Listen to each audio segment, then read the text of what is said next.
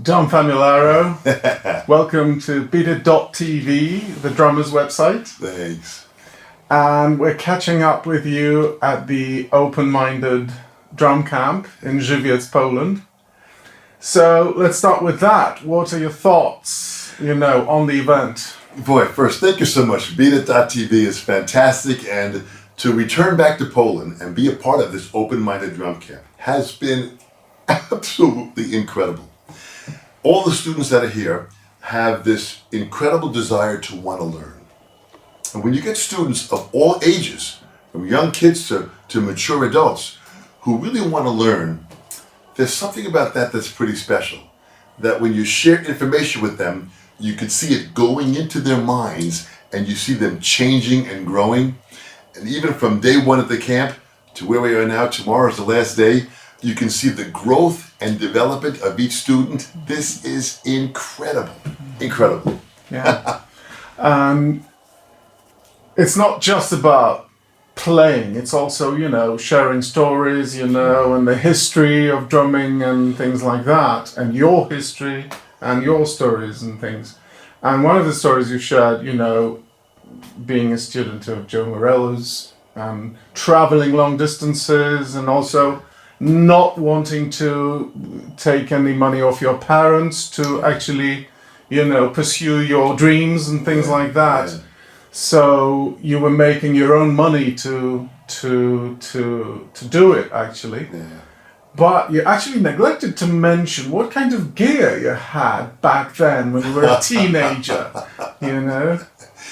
It's interesting. What were you able to afford at the time? Not great equipment at the time. My parents had two older brothers and a younger sister, and there wasn't a lot of money to go around. But my parents did sacrifice a lot to help us, which was amazing. But I was working and playing with different bands. I started playing drums at 11. By the time I was 12 years old, I was playing in bands. And at the time, 12 years old, in 1965, the Beatles had hit America. There was so much music going on. There were clubs, there were private parties. So I was working with different bands. And all the money I would make, I would then go out and get some equipment. My first drum set was actually, my father was a fireman. And the fire department of the town that we lived in was not using any of their musical equipment anymore. So they had an old bass drum that they weren't using, an old snare drum, and another old snare drum that I used as a floor tom. So I had this marching snare drum as a snare drum. I had a thin 26 by 12 inch bass drum, and we just kind of put this together, and even the stand for the actual floor tom was a snare drum. It had no legs on it, so my father helped me weld a little bit of a bracket that I could put the drum on, that I could have the drum to play. And we really just whatever worked. We just grabbed whatever we could to make it work. And when we played, I had a couple of old marching cymbals that they had, and I put them on. And the sound of the drum set, when I think back now, was terrible.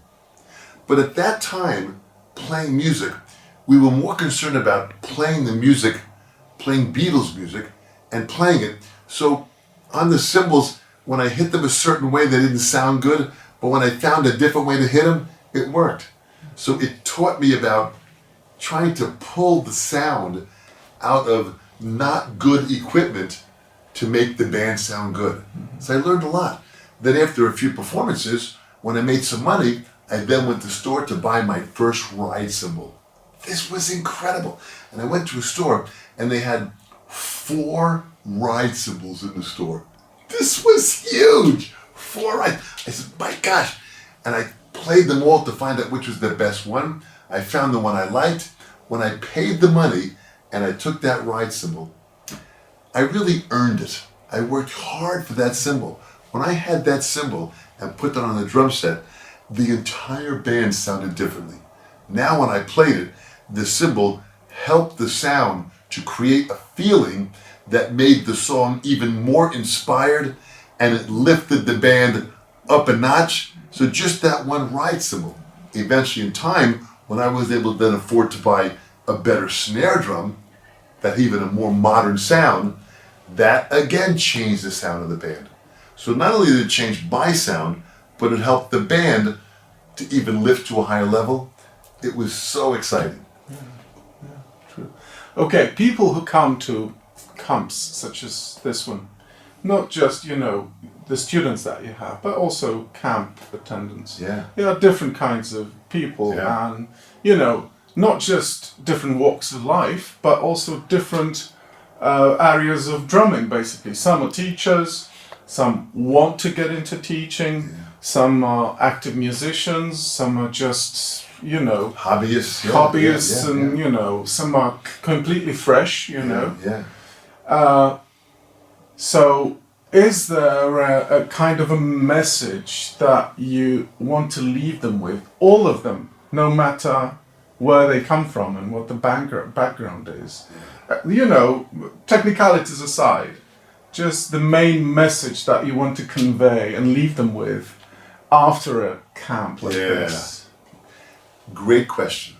This to me is the most important part of the camp. Because they're all different ages, we have men and women, we have young and old, we have first lesson, experienced, all of that. What bonds us together with drumming, worldwide, I have performed and traveled to over 60 countries. I stopped counting at 60 countries, it's many more than that. It's the same feeling. Drummers are a special fraternity. They get together, they have these kinds of camps, they share information. I want everyone to understand that the first most important part of playing an instrument, specifically drums, is to have fun. Is to really enjoy playing to music and feel the fantastic feeling that when you play and have fun and then you learn one idea and you get better, it becomes more fun. So knowledge and the power of knowledge creates more excitement and more fun. And the enthusiasm of playing is very important to maintain.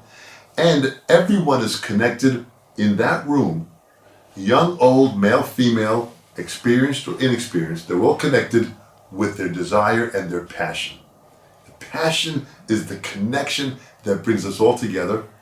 And if we speak of one idea of a stroke or a movement, or how to play a certain jazz feel or a funk feel, everyone relates to it in their own level. The beginner takes it in their way, the intermediate student takes it in their way, and the advanced student takes it their way. So the information is straight across the board, and everyone takes out of it what they want that speaks to their passion and to adds to their level of fun. This is so fantastic. Correct.